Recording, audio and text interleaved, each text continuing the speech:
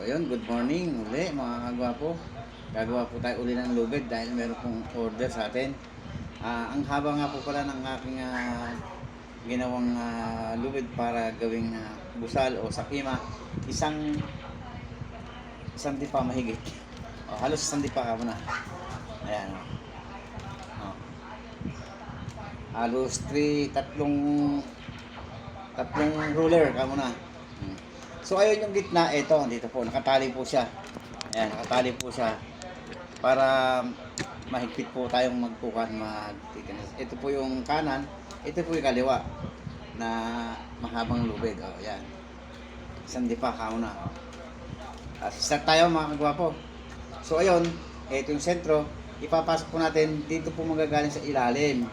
Ayan, tapos kukunin po natin. Ayan. Ayan. Ayan. Kailangan mahigpit. Tapos mamaya, pagkayari, ito naman, sa ibabaw naman ng daan. Oh. Sa ibabaw naman ng daan. Itong kaliwa. Ayan. Ayan. Ayan na. Mahigpit po. Testing natin na mahigpit. Ito sa ilalim. Ito naman, kanan uli. Sa ilalim uli ang pasok. Puro kanan, sa ilalim pong pasok itong kanan. Ito naman pong kaliwa ay sa ibabaw naman dadaan. Tapos hatakin mo gano'n. Ayan. Ganyan lang po. Oh. Makikita niyo po yan. Ihigpitan lang po. Left and right lang po yan. Ayan. Medyo matagal lang po ito dahil pero simpleng mas madaling gawin kumpara din sa kumpara po din sa yung tinitirintas na ganito. Matagal pong trabuhin. Ito madali na pong trabuhin. Makapal na, matibay pa. So ayan. Pang kanto ito pwede sa baka at kalabaw na kung gusto mong sakimahan yung kalabaw mo. Ayan. Left and right lang. Kaliwa, kanan,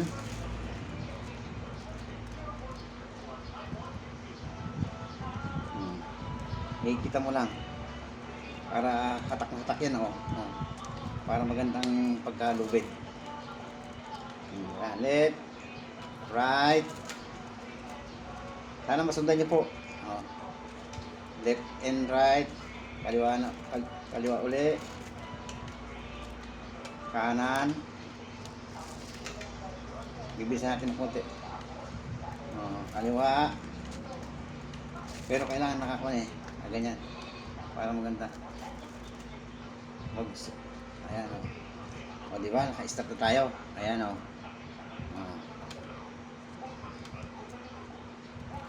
Ayan. Mas mainam kung naka-tirator. Ayan. So ayun guys, mga kagwapo, nasundan nyo na. Basta habang mayroon pa to hanggang dyan, tuloy-tuloy lang. Nakita nyo naman po yung finished product. Kaya ituloy na natin. Dito na tayo eh. Ayan. Ay, nag-doble.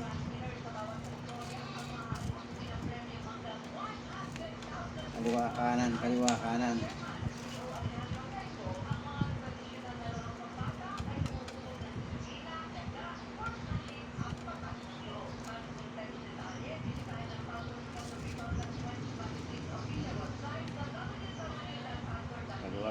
Kaliwa kanan. Ganun, sana masundan nyo. Nakabatak po yung lubid sa itong pinagtatalian ko. Nakabatak po. Nakatali. Sa poste ng lamesa. Kung saan nyo mas gusto, yun. Pero kailangan nakakuha ganito. Para maganda yung yan. Sa ilalim po magagaling, gaganon sa ilalim, gaganon. Ito naman, sa ibabaw naman to, yung kaliwa. Para pantay na pantay, di ba?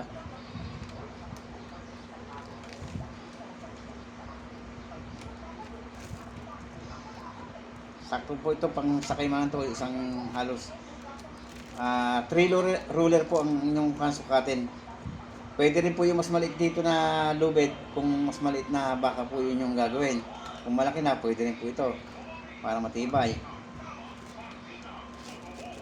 Nagawa po tayo ng marami para maraming kaalaman, maraming diskarte. Meron po tayo isang kwan. Meron daw po magaling din sa gawing lupaw na gumagawa ng yung sapad naman na mas manipis naman po dito. Pero sa tingin ko mas matibay po ito dahil buo yung kanyang strand.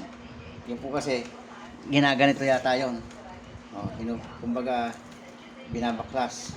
So ito, ganito lang gagawin natin. Pitpitin mo, medyo lalapat pa po siya.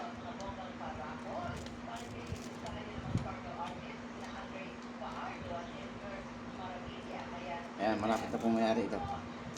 Hintayin nyo lang po, huwag po kayo mainip, mga kagwapo, sa gustong matuto. Ganito po yung tali ng tali ng manok. Yung po ito na gaya. Ayan. Sana nasundan niyo po. Parang maliit pa. Tulong pa yata.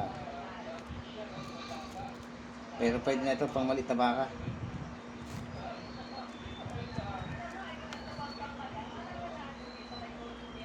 Ayan. Tingnan nyo, kalit lang yung nagawa ng siguro ang gagawin natin mga talagang isang di pa na. Mga 4 na ruler. Gawin nyo na pong 4 na ruler pag malalaking baka po. Ang haba nung igaganito nyo.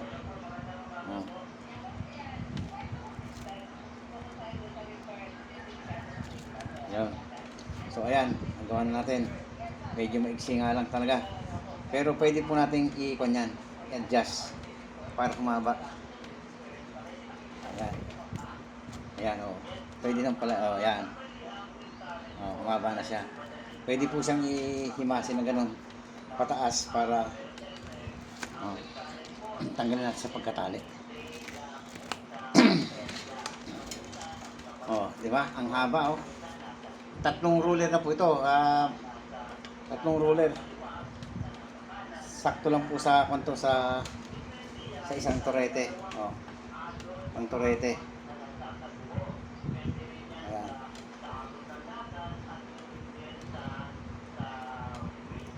Tapos banatin natin parang haba ng konti. Pitpitin po natin para lumapat.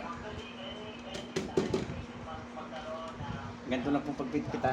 Hindi po pag masyadong pipitpit naman baka masira naman. Ganyan. Para po lumapat.